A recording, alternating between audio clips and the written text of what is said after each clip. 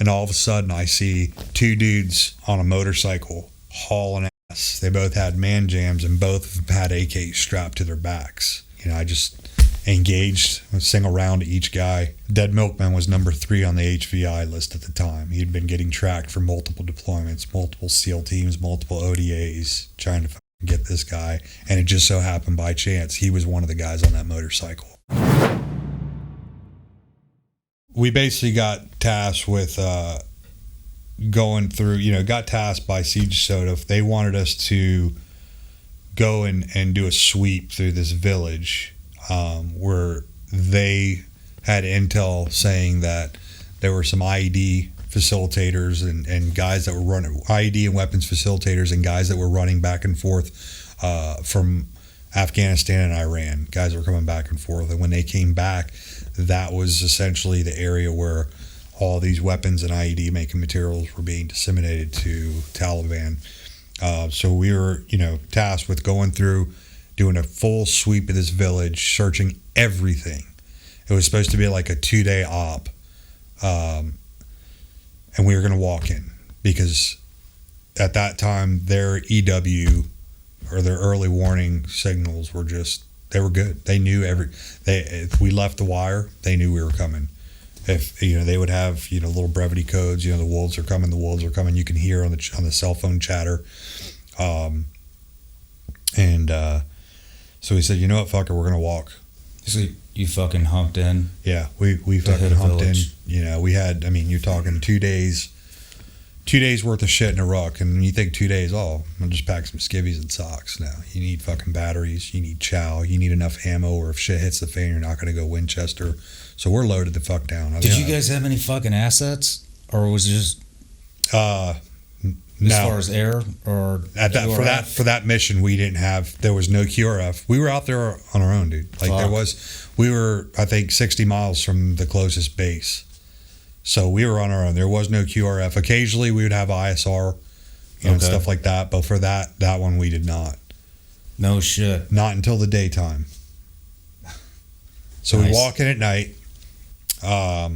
Once we get into the village, we basically hold up in a compound, wait for daylight. Daylight comes, we come out of the compound, everybody goes to their positions, and we start our sweep. Wasn't even 10 minutes. We started taking fire. At this point, we had 3 elements. All 3 elements were split into different positions. My element, we slipped into a compound, the closest compound that we could find to take cover, and basically we fought from the compound. They were from all different directions. We cut out murder holes in the walls of this compound. I got up on the roof. For a lot of these houses in Afghanistan, the way that they're constructed, they're essentially mud huts. They're hard, not hard as concrete, but they're big mud huts, and they've got these giant domes on the top. Almost like fighting positions, and so that's what I did. I got up on the top of the roof and started engaging targets, and you can see the guys are running back and forth and popping out of doorways of buildings and stuff like that. I was up on the roof. They kind of honed in on my position. You could see like where I was kind of tucked in between these 2 domes. I would put my head down, and you could see like rounds would be like ricocheting off the top of the dome. And at this time, I had a helmet camera on, and I'm just I went back and looked at the footage afterwards, and it's like I'm just sitting there laughing. But it is weird. Sometimes it's a good feeling when you're getting shot at because, dude, it's like what's about to happen. Yeah. So. It just so happened that my team leader happened to be with my element when that went down. He just happened to be with us as we were doing the sweep, and he's down inside the compound, and he's on the fucking hook with our JTAC trying to get air assets on the line to get him to come in. And he's like, dude, you need to come down. So I come down off the roof, and we had 3 murder holes dug out of different sides of this compound, one on each side. And So he's like, hey, if you want, go in there with so-and-so and, just man the murder hole, just, see what's going on. So for a while there was a lull in fire. It wasn't really shit going on. It got quiet. It went from just like shit was going off everywhere to just stopped. So my buddy's like, hey, man, I need to piss. You mind just, keep an eye on him? I'm like, yeah, dude, go ahead. So, I'm in this murder hole. I'm just sitting here and I'm watching. And all of a sudden I see two dudes on a motorcycle hauling ass. They're coming on and they're trying to flank us this way. I don't know if they had another element or something that they were staged that they were trying to get to or what. But I could see when they were hauling ass, they both had man jams and both had AKs strapped to their backs, which, dude, we were just in a firefight. Like, you're a military age male, you're on a motorcycle, and you've got an AK strapped to your back. Like, yeah, fair game. Well, as I'm in this, I'm looking through this murder hole, I didn't catch the guys on this motorcycle until I got about to my right lateral limit, if you will, or to where my field of view was cut off. So immediately the instinct kicks in again. I haul ass. My buddy's he's coming from using the bathroom back into the room where we were at, and I'm like, push him out of the way. I'm like, move. And I'm hauling ass. And I was trying to make it to the other side of the compound so I could get into the other murder hole to see where they were going. So at the time, we had one of our commandos he was in that room, and I go in there. I'm like, hey, let me get in here. So I get in, and sure enough, they're still coming. And I just engaged a single round to each guy. First one launched the driver of the motorcycle off the motorcycle. We were at really close range. I don't think they realized that we had murder holes dug out, and they didn't see anybody on the roof anymore. So I think they took that as their window of opportunity to make a run for it. You think they thought you were dead? I don't think they thought I was dead. They could have thought that. They may have thought that, but all they know is that there was nobody else on the roof returning fire. Because when I was up there, I'd pop up over the dome, return some shots, get back down. Well, a good 20 minutes went by where I wasn't up on the roof. So I think they saw that as their window of opportunity to either try to get away or try to get to another position or whatever they were trying to do. And essentially, they got cut off. Yeah. So I engaged both targets, and then the fire starts again. Like, well, let me back up. Engage both targets. I let our team leader know, let our JTAC know, hey, we've got two guys down over here on a motorcycle. All right, we'll check it out. What range was it? Like, how close? We were probably like 50 yards.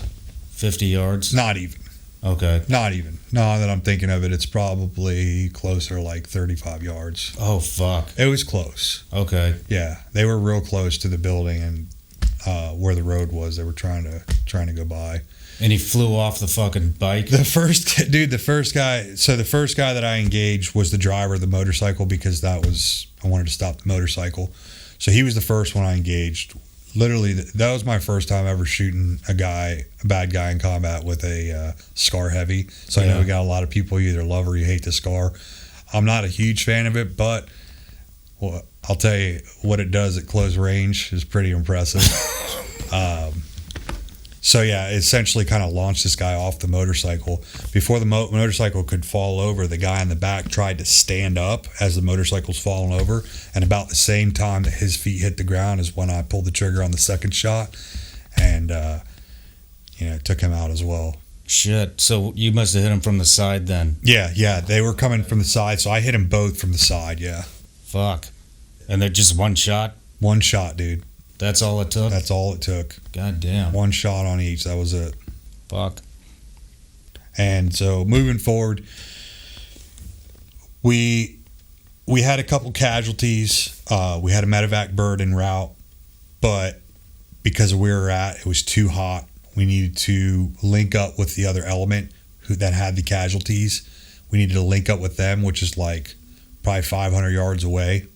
To another compound to be able to provide security so that the medevac bird could land and pick up our casualties. How many were they Americans or were they? We had two. I want to say two Afghans and one American. Yeah.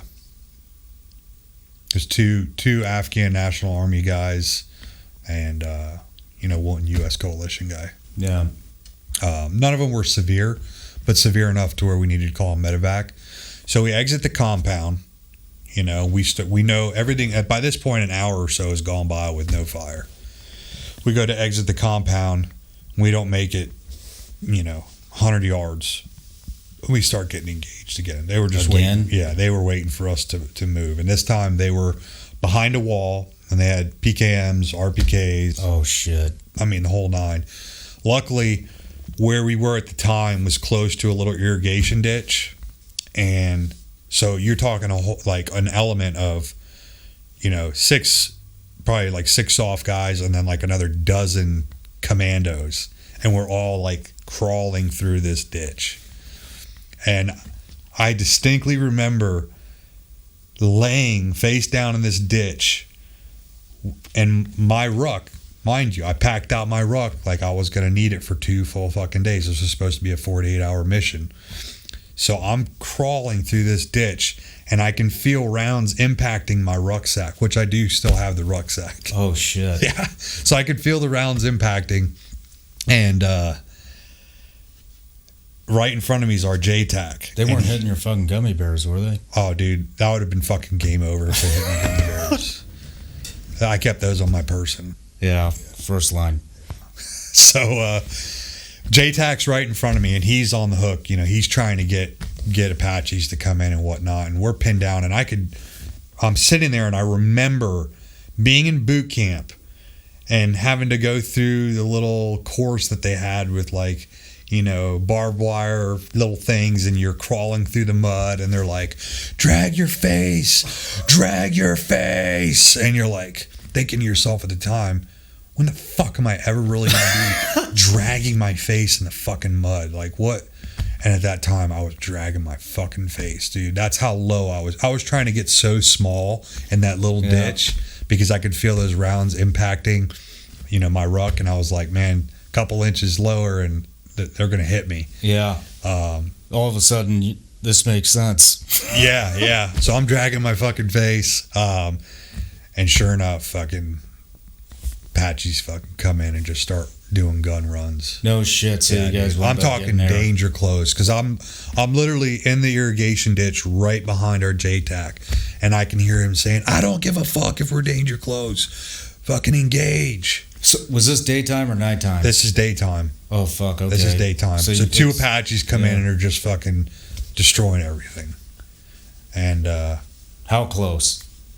Like less than 100 fucking yards close. Okay. Yeah. That'll make your asshole pucker up. Fuck if it did. Even more than it already is. Yeah. So, but that was like, so that happened. They engage the enemy, eliminate the enemy, and we keep going. We link up at the other compound. Medevac bird comes in, and then we end up, leaving. But I think it was the following afternoon. We had a team meeting and the talk, and we're kind of going around the horn, getting intel reports from our intel analysts and different things, trying to just, everybody's keeping up to speed. And my team sergeant was like, yep, so just so you know, K-Fed, you got dead milkmen. Everybody's like, what?